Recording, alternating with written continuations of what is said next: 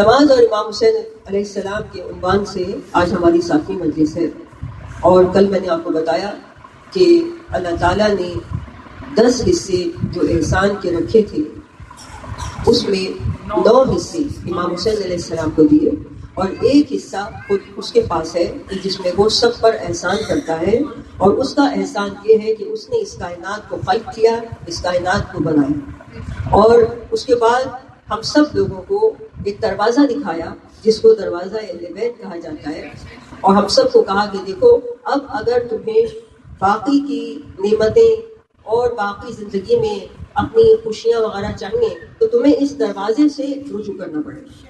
یعنی اب دیکھیں جو کچھ مل رہا ہے وہ اس دروازے سے مل رہا ہے، کیونکہ ہم لوگ گناہ گار ہیں اور اس قابل نہیں ہے کہ ڈائریکٹ خدا کی بارگاہ میں پہنچ سکیں، تو اس نے وسیلے بنائے کہ دیکھو تم ڈائریکٹ مجھ تک نہیں آ سکتے تو یہ وسیلے اختیار کرو، ان کے ذریعے مجھ تک آؤ۔ تو ہر چیز پر اللہ نے احسان کیا، ہر چیز پر تو اس کو بنایا، لیکن کل میں نے آپ کو بتایا کہ مٹی پر کس کو کیسے عزت ملی، جو 4 عناصر ہیں کائنات کے، آگ، ہوا اور پانی، ان کو کس طریقے سے عزت ملی امام علیہ السلام نے ان کو اپنے دربار میں جگہ دی۔ اسی طرح سے آپ دیکھیں کائنات کی ہر چیز کائنات کی ان کی دربار میں آنا چاہتی ہے اور ان کے دربار میں شامل ہونا چاہتی ہے۔ دیکھیے جب امام حسن اور حسین نے رنگوں کو پسند کیا، یعنی بتایا کہ رنگ کی بھی اہمیت ہے کائنات میں، ٹھیک ہے، ایک بھائی نے سرخ رنگ پسند کیا اور ایک بھائی نے سبز رنگ پسند کیا، یعنی رنگوں پر بھی احسان کیا۔ اب اگر 2 رنگوں پر احسان کیا تو باقی کے رنگ کہتے بالکل صحیح ہے کہ ہمیں بھی اس دربار میں شامل ہونا ہے، ہم بھی حسین سے وابستہ ہوں، تو کسی کو خالی نہیں جانے دیا۔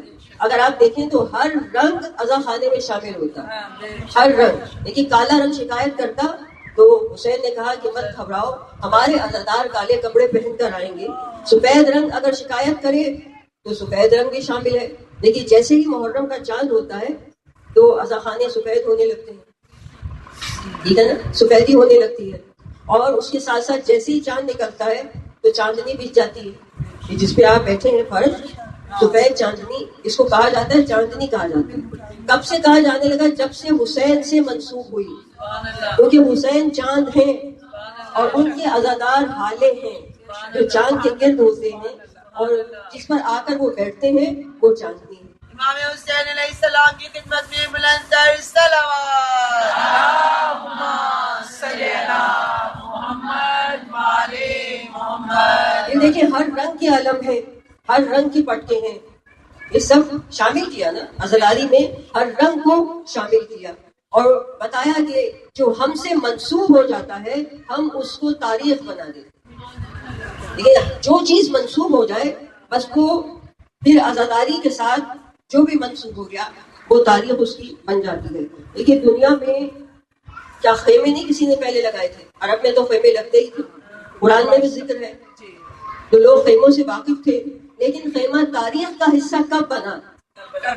کربلا کے بعد، کہ جب خیام حسینی جلائے گئے تو تاریخ میں رقم ہو گیا کہ حسین کا خیمہ، حسین کی بہنوں کے خیمے، آج بھی کربلا میں جائیں تو ایک مقام پر جہاں خیمے لگے تھے وہاں پہ بتایا جاتا ہے کہ یہاں حضرت زینب کا خیمہ تھا، یہاں حضرت عباس کا خیمہ تھا، یہاں امام زین العابدین کا خیمہ تھا، تو خیموں کو بھی جگہ دی۔ اور دیکھیے کیا دنیا میں دریا نہیں تھے، لیکن جو مقام آج دریائے فرات کا ہے کہ وہ کربلا کا حصہ بن گیا، وہ کسی اور دریا کو نہیں ملا، تاریخ بن گئی۔ اب دریا کی آپ عزت دیکھیں کہ نوحوں میں آ گیا، مرثیوں میں آ گیا، شاعروں کی زبان پر آ گیا، تاریخ میں آ گیا، یعنی دریا کی اپنی زبانی حیات بن گئی۔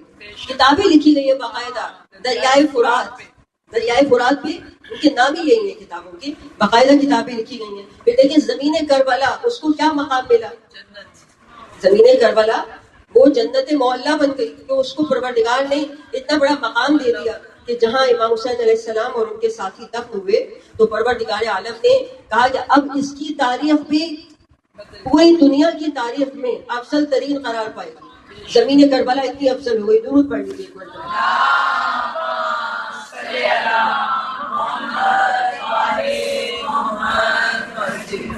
یہ آپ دیکھیں کہ ایک لفظ استعمال ہوتا ہے جو عام طور پر دو ہی جگہ استعمال ہوتا ہے، معلّہ، عرش معلّہ اور کربلا معلّہ، لیکن ایک تیسری جگہ بھی استعمال ہوا ہے، اور وہ استعمال ہوا ہے بر صغیر پاک و ہند میں۔ زبان پر احسان کیا امام حسین علیہ السلام نے، زبان پر بھی احسان ہے، شاید اس لیے کہ اردو زبان میں سب سے زیادہ لوح مرثیہ شاعری اگر آپ دیکھیں تو اردو زبان میں بہت زیادہ ہے، اردو میں، فارسی میں بھی ہے، لیکن اردو میں میر انیس نے جو کمال کیا ہے وہ سب سے، آپ لیکن میرا خیال ہے کہ میر انیس ٹاپ پہ ہے اس وقت، میر انیس جو ہے جنہوں نے اردو میں سارا یہ کام اپنے اردو زبان میں کیا۔ تو اب اردو کو جو لقب ملا وہ اردو معلّہ، ٹھیک ہے، یہ زبان پر احسان کیا امام حسین علیہ السلام نے۔ آپ کو پتا اردو کو کہا جاتا ہے اردو معلّہ، یہ کتنا، یہ زبانوں میں یہ زبان جو ہے یہ کتنی، اب بازاری زبان جو اردو، ایک ہر طرح کی اردو ہوتی ہے نا، بازاری زبان کو اردو نہیں کہا جاتا، اردو بہت اعلیٰ زبان ہے۔ درود پڑھ لیجیے ایک مرتبہ، صلی اللہ محمد وعلی محمد، درود اونچی آواز سے پڑھیں آج آپ لوگ، صلی اللہ محمد وعلی محمد وعجل فرج۔ جتنے سخت دن ہوتے چلے جائیں تو عبادت اتنی ہی سخت ہونی چاہیے، ٹھیک ہے۔ آپ جیسے جیسے وقت آپ عاشورے کے قریب آئیں گے تو اپنے آپ کو چوکس کریں گے، سستی نہیں کرنی ہے کسی بھی چیز میں، کسی بھی عبادت میں، ساتھ ساتھ میں قرآن کی تلاوت بھی جاری رہے، نمازوں پہ بھی زور رہے، یہ نہیں کہ مجالس تو آپ نے ساری کر لی لیکن نمازیں وہ غائب ہیں، تو ایسا نہیں ہونا چاہیے۔ نماز ہو اور وہ بھی ٹائم پہ ہو، ٹائم پہ نماز پڑھیں، خاص طور پہ ان دنوں میں، کیونکہ اہل بیت کے ہاں جتنے سخت دن ہوتے ہیں اتنا ہی خیال کرنا چاہیے کہ ہماری طرف سے ان کا دل نہ دکھے، تو اس لیے نمازوں کے ٹائم کا خیال کرنا چاہیے۔ پھر آپ دیکھیں کہ تخت دنیا میں 3 مشہور ہیں، تخت جمشید، تخت دارا اور تخت طاؤس۔ تخت طاؤس تھا جس پہ مور لگے ہوئے تھے، 4 مور، اس میں ہیرے جواہرات لگے ہوئے تھے، وہ سب سے مشہور تھا، مور ناچتے تھے اس کے اوپر۔ لیکن کوئی تخت رہا مجھے بتائیے؟ سب تخت ختم ہو گئے، کوئی کسی کی یادگار باقی نہیں ہے۔ شاہ ایران کا تخت آج رکھا ہوا ہے لیکن کوئی اسے جا کے چومتا تو نہیں ہے۔ اسی طرح شاہ جہاں نے تخت بنوایا تھا، کوہ نور ہیرے کی طرح، جو کوہ نور ہیرا آپ کو پتا ہے سب سے بڑا دنیا میں ہیرا، لیکن شاہ جہاں نے جو تخت بنوایا وہ انگریز لے کے جا رہے تھے، جب انگریز جا رہے تھے بڑے صغیر پاک و ہند سے تو وہ تخت لے کے جا رہے تھے، کیونکہ وہ بہت اعلیٰ تخت بنا ہوا تھا، بہت قیمتی زیورات لگے ہوئے تھے، لیکن وہ سمندر میں ڈوب گیا۔ اب اگر مل بھی گیا تو زیورات بڑھ جائیں گے لیکن تخت تو رہے گا نہیں کہ جس کی حفاظت کی جا سکے۔ لیکن یہ تخت جو ہے یہ بدنام پڑا ہوا، لیکن پھر بھی امام حسین نے اسے قبول کر لیا، کیونکہ یہ بادشاہوں کے پاس چلا گیا نا، لیکن آیا امام حسین کے دربار میں۔ امام نے کہا کیوں روتا ہے، کہا آپ کے دربار میں جگہ مل سکتی ہے؟ تو امام نے کہا کیوں گیا تھا غیروں کے دربار میں؟ کہا مولا اگر آپ کے دربار میں جگہ مل جائے، دیکھیے یہ ہر چیز سنتی ہے اور بات کرتی ہے، تبھی آپ سوچ رہے ہوں کہ تخت کیسے بولا، ہر چیز بولتی ہے، ہر چیز سنتی ہے۔ اگر ہمارے اندر گناہوں سے بچنے کا ملکہ پیدا ہو جائے اور جب ہم نماز پڑھیں روحانی درجات بلند ہو جائیں تو آپ کے ساتھ یہ در و دیوار تسبیح کریں گے، اور اگر آپ کی برزخی آنکھ کھلی بھی ہے تو ان کی تسبیح کی آواز آپ سنیں گے۔ اگر آج ہماری برزخی آنکھ کھل جائے تو ہم ہر شے کی تسبیح کی آواز سن سکتے ہیں، ہر شے کائنات کی تسبیح پروردگار کرتی ہے۔ یہ تو ہماری ظاہر سماعت ہماری اس قابل نہیں ہے کہ جو ہم یہ سن سکیں۔ تو امام حسین نے تخت کو بھی عزت دی۔ آپ نے دیکھا نہیں عزا خانوں میں تخت بھی آ گئے، کون سی چیز ہے جو عزا خانے میں نہیں پہنچ گئی؟ لیکن تخت اسلام میں نہیں تھا، اسلام میں ممبر ہے، پتا ہے نا آپ کو؟ یہ غدیر میں کیا سلوک ہوا ممبر کے ساتھ، غدیری ممبر، دیکھیے چلا تھا نا ممبر، غدیری ممبر ہی کہلاتا تھا۔ لیکن آپ کو پتا ہے یہ ممبر حسینی کب بنا؟ کہ جب امام حسین نے کسی شخص سے کہا کہ اترا میرے باپ کے ممبر سے، اس دن سے یہ ممبر کس کا ہو گیا؟ حسین کا۔ اب یہ ممبر حسینی ہے، لیکن یہ بات یاد رکھیں کہ اس ممبر کی حرمت اور عظمت بہت زیادہ ہے۔ اس ممبر پر ظاہر ہے کہ اگر آپ کسی نااہل کو بٹھا دیں تو یہ ممبر آپ کی شکایت بھی کر سکتا ہے. اس لیے یہاں یہ چیز ہمیں خیال رکھنی چاہیے کہ اس ممبر کا جو استعمال ہے وہ صحیح ہو. درود پڑھ لیجیے ایک مرتبہ.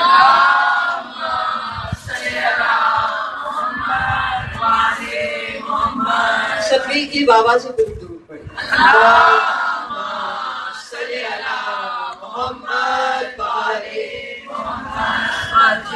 دیکھیے اللہ کے گھر کے سامنے کسی کا گھر بن سکتا ہے؟ نہیں بن سکتا نا. دنیا کے کسی لیڈر یا رہنما کا گھر اللہ کے گھر کے سامنے نہیں بن سکتا.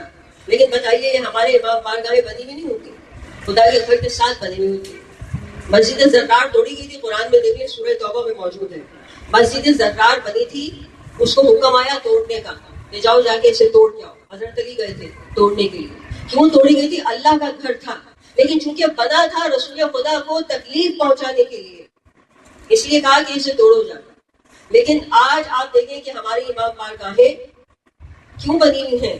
مسجدوں کے ساتھ کیوں امام بارگاہیں ہوتی ہیں؟ کیونکہ خدا نے کہا امام حسین علیہ السلام کے، اے حسین تم نے ہمارے گھر کو بچایا تو اب قیامت تک تمہارا گھر ہمارے گھر کے ساتھ رہے. یہ بات سمجھ میں آ رہی ہے آپ کو؟ جی کسی نے تکبیر، نعرہ رسالت، یا رسول اللہ، نعرہ حیدری،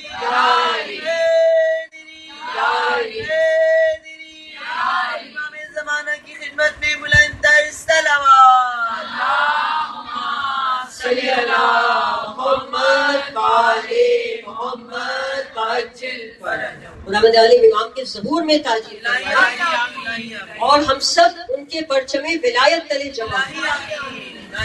اور امام کے ظہور میں اس لیے بھی تاجیل ہو کہ جہاں جہاں ہمارے شیعہ اس وقت مصیبت اور پریشانی میں گرفتار ہیں، آپ کے دلوں سے جب بھی دعا نکلے تو ان کے لیے ضرور دعا مانگیں کہ جہاں جہاں ہمارے لوگ اس وقت پریشان حال ہیں. آپ دیکھیں سڑکوں پہ دھرنے دیے بیٹھے ہیں، کس طرح وہ اپنے پیاروں کی تصویریں لے کر گھوم رہے ہیں. اور اس وقت میں کہ جب اتنا نازک وقت ہے کہ آج محرم کی 7 تاریخ ہے، قیامت کا یہ وقت ہے. پروردگار سے دعا ہے کہ ان لوگوں کے گھروں میں سکون رہے جناب فاطمہ زہرا کے صدقے. تو دیکھیے ہم لوگ، ہمارے ہاں مجلس جو ہے وہ مسجد میں نہیں ہوتی. کیوں ہوتی ہے امام بارگاہ میں؟ مجلس مسجد میں نہیں ہے، امام بارگاہیں بنی ہوتی ہے مسجدوں کے ساتھ. ایسا کیوں ہے؟ ٹھیک ہے، دیکھیے ایک دن جب علامہ شہنشاہ نقوی کا، چلے آپ کو میں ایک چھوٹا سا واقعہ سنا دیتی ہوں پہلے تاکہ آپ کو بات جو ہے وہ سمجھ میں آئے. انہوں نے کہا کہ میں اکاڑے مجلس پڑھنے کے لیے جاتا تھا، اکاڑا یا لاڑکانہ، اکاڑا تو ادھر ہے، لاڑکانہ. تو وہاں سے جب میں گزرتا تھا تو گرو نانک کا یہ وہ پڑھتا تھا جو یہ سکھوں کا مزار ہے، تو گردوارہ. تو انہوں نے کہا کہ کسی نے کہا کہ آپ یہاں کیوں نہیں جاتے سلام کرنے، جا کے وہاں دیکھیں. تو انہوں نے کہا کہ میں کیوں جاؤں، میں کیا سیکھوں یہاں جو میں چلا جاؤں. تو انہوں نے کہا، کسی نے کہا کہ وہ گرو نانک جو تھے وہ محب اہل بیت تھے، آپ جائیں. تو انہوں نے کہا میں گزرتے ہوئے چلا گیا. اور چونکہ میں ابا میں تھا، اور ویسے بھی اگر کوئی ان لوگوں کو تو پہچان ہو جاتی ہے، ظاہر ہے ان کے لباس اور ہوتے ہیں جو ان کے جب وہ اس میں پہنچتے ہیں اپنے گردوارے میں. تو اس وقت جیسے وہ وہاں پہنچے روک لیا. انہوں نے کہا کہ آپ اندر نہیں داخل ہو سکتے، یہاں تو صرف سکھ آ سکتے ہیں. تو انہوں نے، علامہ شہنشاہ نقوی نے ان سے کہا کہ آپ اپنے بڑوں کو جا کے بتائیں کہ مسلمانوں میں سے وہ آئے ہیں کہ جو اہل بیت کے چاہنے والے ہیں. مسلمانوں کے فرقے میں سے وہ فرقے کے لوگ آئے ہیں جو اہل بیت کے چاہنے والے ہیں. تو علامہ شہنشاہ نقوی کہتے ہیں کہ کچھ ہی دیر گزری تھی کہ ان کے سارے پنڈت اور جو ان کے علماء وغیرہ جو بڑے تھے ان کے، وہ سب دروازے پہ آئے، ہاتھ ملایا، ان کو اتنی عزت دی. انہوں نے کہا سب کے لیے بے شک یہ دروازے بند ہیں لیکن آپ کے لیے یہ دروازے کھلے ہیں. سبحان اللہ. تو دیکھیں یہ شیعت کی اصل تصویر ہے. تو اس کی وجہ آپ کو معلوم ہے کیا ہے؟ کیونکہ ہمارے دروازے بھی سب کے لیے کھلے ہوئے ہیں. اس لیے مجلس مسجد میں نہیں ہوتی، کیونکہ مسجد میں شریعت کی پابندی ہے کہ فلاں نہیں آ سکتا، فلاں نہیں آ سکتا، کافر نہیں آ سکتا، فلاں مذہب کا نہیں آ سکتا. کیونکہ جو خدا کو نہیں مان رہا، خدا کا گھر ہے نا، خدا کا گھر ہے. اس لیے مسجد ہوتی ہے امام بارگاہوں میں، تاکہ دروازے سب کے لیے کھلے رہے. اور اگر آج بھی کوئی حر بن کے آنا چاہ رہا ہے تو وہ امام حسین کے صدقے میں آ جائے. اگر کسی نے سیکھنا ہو تو وہ کہاں جائے؟ اس لیے یہ دروازے کھلے ہوئے ہیں، بین نہیں لگا ہوا کہ یہاں سب لوگ جو ہے وہ آ سکتے ہیں. درود پڑھ لیجیے.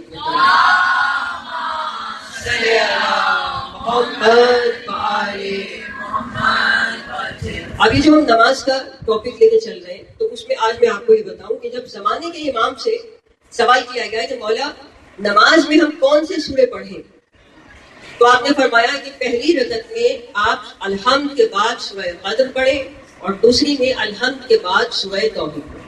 یہ پچھلے سال ہی میں آپ کو بتا چکی ہوں کہ آپ چینج کر سکتے ہیں، چینج کر کے پڑھ سکتے ہیں، لیکن آپ سورہ قدر اور توحید دن میں ایک دفعہ ضرور کسی نمازوں میں، اگر آپ نے چینج بھی کرنا ہے لیکن اس کو سورہ قدر اور توحید جو ہے وہ آپ کی چھٹنی نہیں چاہیے. کیونکہ معصوم یہ فرماتے ہیں کہ مجھے تعجب ہے ان لوگوں کے اوپر کہ جو اس کے بغیر سورہ قدر اور توحید کے بغیر نماز پڑھ لے کہ ان کی نماز قبول کیسے ہوگی. یہ معصوم جو ہے خود فرما رہے کہ سورہ قدر اور توحید یہ پڑھنا جو ہے وہ بہت ضروری ہے. اچھا فائدے پڑھ تو ہم لیتے ہیں لیکن فائدے ہمیں نہیں پتہ ان سوروں کے، تو وہ آپ کو فائدے بہت زیادہ ہیں. اگر آپ کو کوئی کتاب ایسی ملے تو آپ اس کو کھول کے ضرور دیکھ لیجیے گا. لیکن ایک بات میں آپ کو بتا دوں کہ معراج میں جب رسول خدا گئے تھے اور وہاں ان 2 سوروں کو پڑھنے کا حکم آپ کو ملا، وہاں جب آپ نے نمازیں پڑھائی پیغمبر نے تو وہاں پر آپ کو ان 2 سوروں کے پڑھنے کا حکم ملا. لیکن کس طرح حکم ملا آپ کو کہ آپ کو کہا گیا کہ آپ پہلی رکعت میں سورہ الحمد کے بعد سورہ توحید پڑھیں اور دوسری رکعت میں سورہ قدر پڑھیں. یعنی ہمیں تو اس کے مخالف حکم دیا گیا نا، ہمیں پہلے سورہ قدر پڑھنی ہے لیکن پیغمبر کو کہا گیا پہلے آپ پہلی رکعت میں الحمد کے بعد سورہ توحید پڑھیں. کیوں؟ اس لیے کہ اس سورے میں میرے ساتھ نسبت ہے، خداوند عالم کا سورہ ہے، سورہ توحید، اس کی توحید بیان ہوئی. کیونکہ اس وقت کہتے ہیں کہ رسول خدا کا خدا سے فاصلہ بہت کم رہ گیا، قاب قوسین و ادنیٰ کی منزل پہ پہنچ گئے، 2 کمانوں کا فاصلہ رہ گیا. تو اس لیے کہا کہ پہلے آپ سورہ توحید پڑھیں اس کے بعد آپ سورہ قدر پڑھیں. سورہ قدر کیوں پڑھوائی گئی؟ کہا کہ یہ آپ کی اور آپ کے اہل بیت کی پہچان نامہ ہے، یہ قصیدہ ہے سورہ آپ کے لیے. لیکن ہم لوگوں کو حکم کیا ملا اس کے مخالف کہ آپ پہلے سورہ قدر پڑھیں گے الحمد کے بعد اور اس کے بعد سورہ توحید پڑھیں گے. اب وجہ بتائیے کیوں؟ اس لیے کہ ہم ڈائریکٹ خدا کی بارگاہ میں نہیں پہنچ سکتے اور سورہ قدر جو ہے وہ توسل کا ذریعہ ہے معصومین سے. یعنی پہلے آپ معصومین کی بارگاہ میں پہنچیں، پہلے آپ ان کی تعریف کریں، ان کی مدح کریں، اس کے بعد آپ خدا کی بارگاہ میں پہنچیں. وسیلے کے ذریعے سے آپ خدا کی بارگاہ میں پہنچیں. اور وسیلہ اختیار کرنے کا ایک اور فائدہ ہوگا، ظاہر ہے کہ جب پہلے ان کی بارگاہ میں پہنچ جائیں گے تو گناہ معاف ہو جائیں گے نا، گناہ معاف ہو جائیں گے اور پھر خدا کی بارگاہ میں پہنچیں گے. درود پڑھ لیجیے. دوسروں کی بات کر رہی بڑے بھائی کی، بڑے بھائی ایک مرتبہ اور درود پڑھ لیجیے.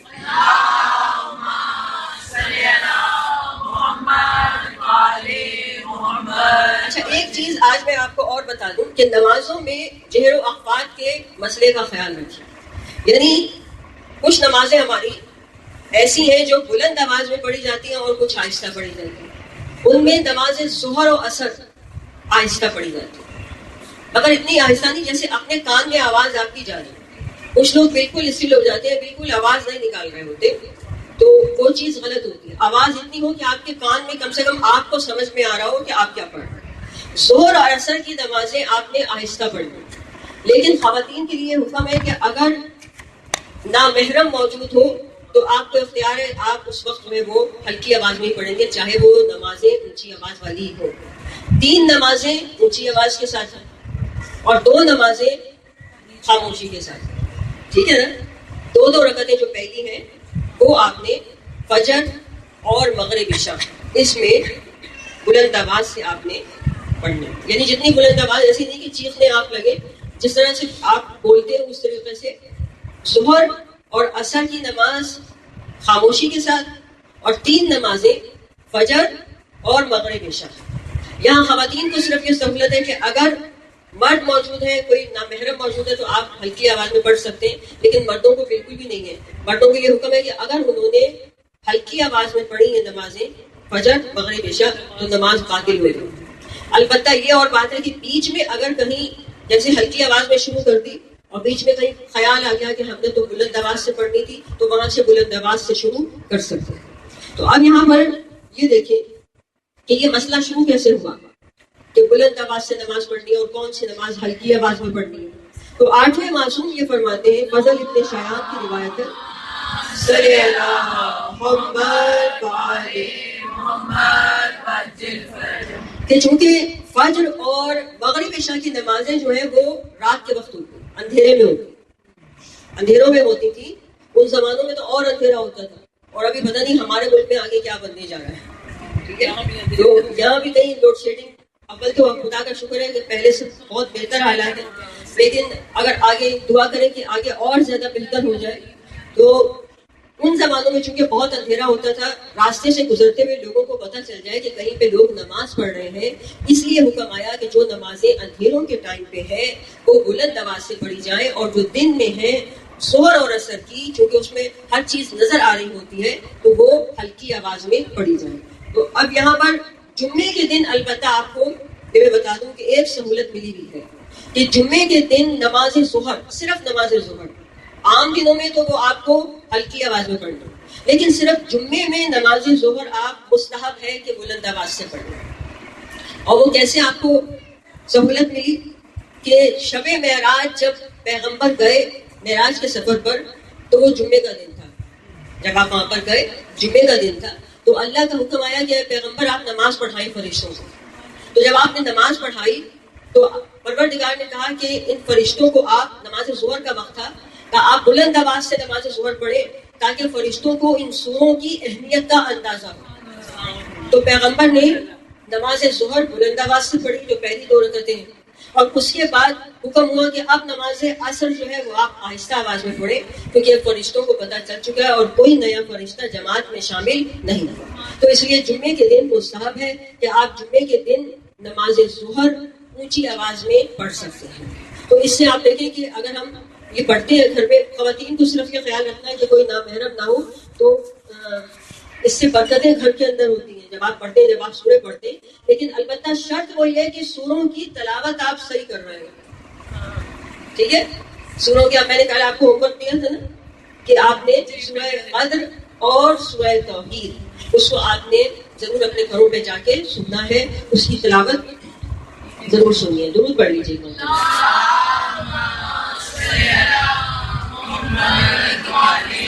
کوئی بات. اچھا، اب یہاں پر ایک اور میں آپ کو روایت بتا دوں کہ یہودیوں نے بھی 7 سوال کیے تھے پیغمبر سے، کہ ان میں سے جب 7 سوال تھے ان میں سے ایک سوال یہ بھی تھا کہ آخر یہ 3 نمازیں جو ہیں وہ بلند آواز سے کیوں پڑھی جاتی ہیں؟ توجہ ہے نا آپ کی؟ کون سی 3 نمازیں؟ فجر، مغرب اور عشاء. ٹھیک ہے، یہ 3 نمازیں کیوں بلند آواز سے پڑھی جاتی ہیں؟ یہودیوں نے پوچھا تھا اللہ کے رسول سے. تو آپ نے فرمایا کہ جب کوئی انسان یہ 3 نمازیں بلند آواز سے پڑھتا ہے تو اس کے لیے ضمانت ہو جاتی ہے جہنم سے آگ کی دوری، جہنم کی آگ اس سے وہ دور ہو جاتا ہے، پلے صراط سے تیزی سے گزر جاتا ہے، اور جنت کی ضمانت اس کو مل جاتی ہے. تو یہ آپ دیکھ لیں کہ یہ چیز، اس میں ایک یہ بھی ہمارا فائدہ جو ہے وہ شامل ہے. ضرور پڑھ لیجیے.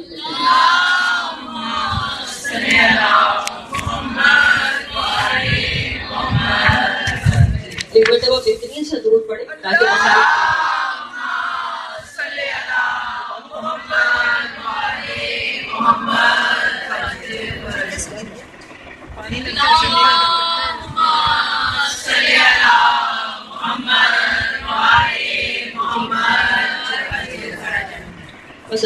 حسین آپ کی خدمتوں کو تمام کر دیں، اور پروردگار سے یہ دعا بھی کر رہے ہیں کہ پروردگار آپ لوگوں کی عبادت کو قبول کریں.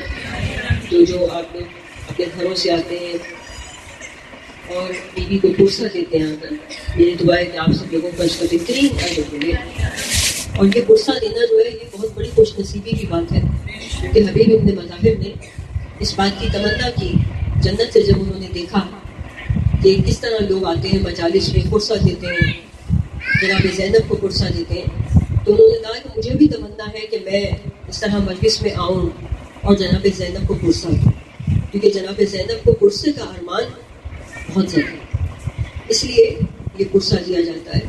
اور مولانا حسن ظفر نے بھی یہ جو ان کی پیغامات آ رہے ہیں، ان کے ویڈیوز آ رہی ہیں، وہ اس وقت وہاں پہ لیڈ کر رہے ہیں. ان لوگوں کو انہوں نے سنبھالا ہوا ہے جن کے گھروں کے لوگ لاپتہ ہیں اور وہ ظاہر ہے کہ ان کے ساتھ ساتھ ہیں. تو انہوں نے کہا کہ اور علامہ شہنشاہ نقوی نے بھی کہ لوگ سب سے زیادہ جو پریشان ہوتے ہیں وہ اس گریے سے ہوتے ہیں. لوگوں کو جو سب سے زیادہ تکلیف ہوتی ہے، تو انہوں نے کہا گریے میں کمی نہ ہو. اگر آپ کو بالفرض آپ آنسوؤں سے نہیں رو پا رہے تو آپ آواز نہیں نکال پا رہے تو آپ ماتم کر لیں، لیکن گریے کے اندر کمی نہیں ہونی چاہیے. یہ ہمارے علماء نے ہمیں پیغام دیا ہے، کیونکہ یہ گریہ ہمیں بچاتا ہے، یہ گریہ ایک حصار بن جاتا ہے. دیکھیے جناب زینب کو وہی بات ہو گئی کہ آج بھی یزید یہی چاہتا ہے، آج کا یزید، کہ جناب زینب کو قرصہ نہ دیا جائے، کیونکہ یہ قوم ہے جو جناب زینب کو قرصہ دیتی ہے. تو ہمیں اس بات کی نفی کرنی ہے، ہم کیوں اپنی بیوی کو قرصہ نہ دیں. دیکھیے آج تو قیامت کا دن ہے، 7 تاریخ ہے محرم، جب اہل بیت پر پانی بند ہو گیا تھا. اور کربلا میں مہدی نامی ذاکر تھے کہ جو مجلس پڑھا کرتے تھے مولا کے حرم میں آ کر. ایک دن انہوں نے جب حضرت قاسم کی شہادت پڑھی تو انہوں نے یہ جملے پڑھے کہ جب حسین قاسم کا لاشا اٹھا کے جو گٹری کی صورت میں تھا گنج شہیدہ میں لائے اور لا کر رکھا علی اکبر کے لاشے کے پاس، تو ایک ہاتھ علی اکبر کے لاشے پہ رکھا. یہ حسین کے لیے اتنا ہی سخت تھا قاسم کا لاشا اٹھانا جتنا علی اکبر تھا. ایک ہاتھ علی اکبر کے لاشے پہ رکھا، ایک ہاتھ قاسم کے لاشے پہ رکھا اور کہا واہ غربتا، واہ غربتا، واہ غربتا، پالنے والے آج حسین غریب ہوں. یہ جب روایت پڑھی انہوں نے پڑھ کے گھر گئے، بہت گریہ ہوا، صبح کا وقت تھا اور قاسم کے جناب قاسم کے مصائب تھے. جب گھر گئے سوئے خواب میں برقع پوش بیوی کو دیکھا جو کہہ رہی ہے کہ مہدی جو روایت تھی آج پڑھی حرم میں وہ آئندہ نہ پڑھنا. کہا بی بی کیا مجھ سے کوئی خطا ہو گئی؟ کہا نہیں، جب سے تو نے وہ روایت پڑھی میرا حسین کے مسعدہ دار حسین. عاشور کا دن تھا، کربلا کا تپتا ہوا میدان تھا اور امام سر جھکائے خاک پر بیٹھے تھے اور ادھر دوسری طرف کیا ہو رہا تھا خیموں میں کہ جناب ام فروا قاسم کو یہ کہہ رہی تھی کہ تم اب تک اپنے چچا سے اجازت لے کر نہیں آئے، تمہیں اجازت اپنے چچا سے کیوں نہیں مل رہی؟ جاؤ جا کر ایک جملہ اپنے چچا سے کہو. جب قاسم نے کہا نا کہ میں تو بار بار جا رہا ہوں، اچھا ایک جملہ جا کر کہو. اور وہ جملہ کیا تھا؟ وہ جملہ یہ تھا کہ جاؤ جا کر کہو کہ میں ام فروا سیدانی نہیں ہوں، مولا بطول اور زینب کی کنیز ہوں. کیا بطول اور زینب کی کنیز کا ہدیہ قبول نہیں کروں؟ قاسم نے عزاداروں ایسے ہی جا کر کہہ دیا. اور ایک مرتبہ میرا مولا تڑپ کر کھڑا ہوا. قاسم نے کہا اور چچا جان کیا میرا نام شہداء کی فہرست میں نہیں ہے؟ امام نے فرمایا قاسم کو سینے سے لگا کر، قاسم تجھ سے میرے بھائی حسن کی خوشبو آتی ہے، میں تجھے کیسے بھیج دوں؟ تجھ سے میرے بھائی حسن کی خوشبو آتی ہے. پھر سینے سے لگا کے کہا قاسم تم اپنی بات کر رہے ہو، ارے شہداء کی فہرست میں تو علی اصغر کا نام بھی شامل ہے.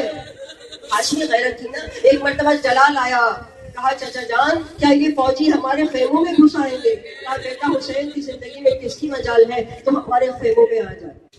مسعدہ دارانی حسین جب قاسم اجازت لے کر نہ آئے تو ایک مرتبہ ام فروا نے قاسم کو بلایا، برقع اڑا. عاشور کے دن کی بات ہے کہ صبح ہو چکی تھی. برقع اڑا، قاسم کی انگلی پکڑی اور اپنے خیمے سے نکلی اور حسین حضرت عباس کے ساتھ کھڑے. ایک مرتبہ مولا عباس نے کہا مولا غضب ہو گیا. کہا کیا ہو گیا؟ کہا دیکھیے بھابھی ام فروا آ رہی ہے. مولا نے پوچھا نا کہ یہ برقعے میں ملبوس کون بیوی جو خیمے سے باہر نکلی؟ عباس دیکھو کوئی بیوی خیمے سے باہر نکلی. کہا آقا کیا بتاؤں، یہ تو بھابھی ام فروا آ رہی ہے. مولا استقبال کے لیے کھڑے ہوئے. آج بیوی نے ایک ہی جملہ کہا، مولا کیا بیوہ کا ہدیہ قبول نہیں ہے؟ بس اداروں امام نے اجازت دی، قاسم کو دولہا سا بنایا گیا. جناب سکینہ نے جوتیاں لا کے رکھی، ارے اپنے بھیا کو جوتیاں میں پہناؤں گی۔ عزاداروں قاسم اتنے چھوٹے ہیں کہ خود سے گھوڑے پہ سوار نہیں ہو سکتے، امام نے گود میں اٹھا کے سوار کرایا ہے، جسم پہ زرہ نہیں ہے، محض ایک کرتا پیدا ہوا ہے، لیکن جب میدان کربلا میں اترے، ارے دشمن کہنے پر مجبور ہو گیا کہ یہ چاند سے چہرے جیسا جوان کون ہے؟ قاسم نے للکارا دشمن کو، ارے میں حیدر کرار کا پوتا ہوں، میں حسن مصطفیٰ کا بیٹا ہوں۔ عزاداروں تھوڑی دیر میں کیا ہوا، کٹ کٹ کے سر گرنے لگے، سروں کی بارش ہونے لگی، چاروں طرف خون ہی خون بکھر گیا۔ قاسم فتح یاب ہو رہے تھے کہ ایک پہلوان قاسم کے مقابلے پر آیا۔ امام علی مقام پریشان ہوئے کہ ایک پہلوان قاسم کے مقابلے پر آیا ہے۔ امام نے پیغام بھجوایا جناب ام فروہ کو، جناب زینب کے ہاتھ، زینب ام فروہ سے کہو قاسم کے لیے دعا کریں کہ قاسم کامیاب ہو۔ اس کے مقابلے میں ایک پہلوان آیا ہے، ماں کی دعا بیٹے کے حق میں قبول ہوتی ہے۔ عزاداروں ام فروہ نے ایک ہی دعا مانگی، اے یعقوب کو یوسف سے ملانے والے، مجھے میرے بیٹے سے ملا دے۔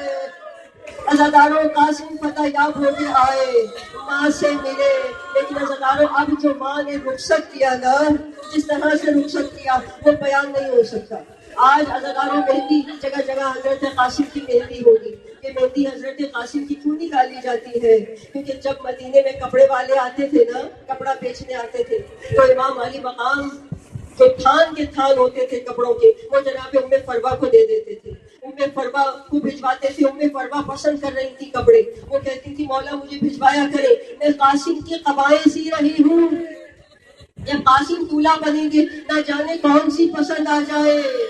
لیکن اس دن تو امام حسن کا لباس پہنا دیا گیا، جب شہادت کے لیے جا رہے تھے نالائن بھی امام حسن کی پہنا دی گئی، وہ سارے لباس دھرے کے دھرے رہ گئے، جو ماں کا ارمان تھا کہ ہم دلہن بیاہ کے لائیں گے، قاسم کی شادی ہوگی، مہندی ہوگی۔ عزاداروں مہندی بھی ہوئی، سہرا بھی بندھا، مہندی لہو کی تھی اور سہرا خون کی دھاروں کا تھا۔ بس عزاداران حسین، خدا بند عالم آپ سب کو اس غصے کا بہترین اجر عطا فرمائے۔ جب عزاداروں عمر سعد نے جب دیکھا نا کہ یہ بچہ کیسی جنگ کر رہا ہے، تو عمر سعد نے کہا کہ ہمارا نیزوں والا لشکر کدھر ہے؟ 450 کا لشکر، نیزوں والوں کا لشکر آ گیا، اس نے قاسم کو گھیر لیا۔ 450 کے لشکر میں قاسم گر گئے اور چاروں طرف سے نیزے برسنے لگے۔ عزاداروں روایت کہتی ہے 2 ہستیاں کربلا میں ایسی ہیں، 2 ہستیاں جن پہ ہر ہتھیار پھینکا گیا، ہر ہتھیار استعمال ہوا، ایک جناب قاسم اور ایک جناب امام حسین۔ ہر ہتھیار جن پر پھینکا گیا، جن پہ پتھر برسائے گئے، تلواریں ماری گئی، تیغیں ماری گئے، نیزے مارے گئے، ہر ہتھیار پھینکا گیا، ہر وار کیا گیا۔ اور قاسم سے اتنی محبت تھی امام حسین کو کہ جب مدینے سے چل رہے تھے نا تو گھوڑے پر نہیں بیٹھنے دیا تھا۔ ارے میرا قاسم اتنا حسین ہے، اس کا کہیں رنگ خراب نہ ہو جائے۔ ایک عواری والے اونٹ پہ قاسم کو بٹھایا، کہا قاسم دھوپ میں نہ نکلنا۔ اور کربلا میں میدان عاشور میں کیا ہوا کہ وہی قاسم جس کو چچا نے دھوپ سے بچایا تھا، وہ تپتی ہوئی میدان کربلا میں تھا۔ بس عزاداران حسین، نیزے والوں نے قاسم کو بہت زخمی کر دیا تھا۔ عزاداروں ایسے نہ بیٹھنا، آج محرم کی 7 تاریخ ہے، جو گریہ نہ کر سکے سینے پہ ہاتھ رکھ لے، ماتم کرتے رہو اور ایک جملہ کہتے رہو، اے بیوہ حسن آپ کو پرسہ دیتے ہیں قاسم کا، آپ کا ارمان تھا قاسم کی شادی ہو۔ اور عزاداروں یتیم کا واسطہ کبھی رد نہیں ہوتا۔ آج خدا کی بارگاہ میں یتیم حسن کا واسطہ دو، پروردگار تمہاری حاجتوں پہ قبولیت کی مہر لگائے گا۔